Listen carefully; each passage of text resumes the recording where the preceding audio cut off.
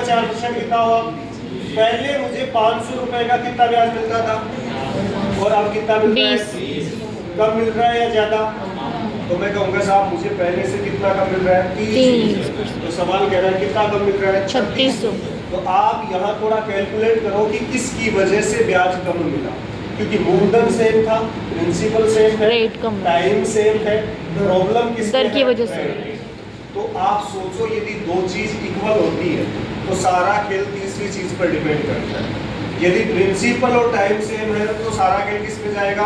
Red. दर कम होगी तो ब्याज भी कम होगा, दर बढ़ जाएगी तो ब्याज भी। तो यहाँ वाला खेल वही है, ये वाला कि मूलधन तो सेम है और टाइम भी क्या है? सेम, दोनों जगह। केवल चेंज किसने किया है? तो याद रखो दर कम होगी तो ब्याज भी। तो सीधा यूं कह सकते हैं, देखना प्रिंसिपल और टाइम ये दोनों क्या हो? सेम, दो जगह लिखेंगे इसको। तो सारा खेल किस पे डिपेंड करता है? बोलो आर पे डिपेंड करेगा। तो वो किसको इफेक्ट पड़ेगा? ब्याज। आर बढ़ेगी तो बोलो ब्याज भी, और आर घटेगी तो ब्याज भी घटेगा। मोटे बातें की बातें, अरे है ना? तो ये चीज होगी। देखो अब यहाँ पर प्रिंसिपल और टाइम दिया नहीं तो हम दोनों को क्या मान लेते हैं? सेम। अरे बोलो यस, और निश्चित समय है और निश्चित मूलधन है। तो बताओ कितनी दर कम होगी?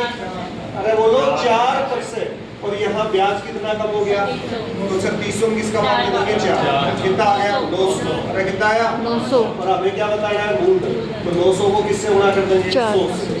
बताओ कितना? 9000। ये सब लिखने की जरूरत नहीं है, सीधा अर्थ ये था दर पहले 12% थी, अब कितनी हो गई? 8%। दर कितनी कम होगी? 4% कम होगी।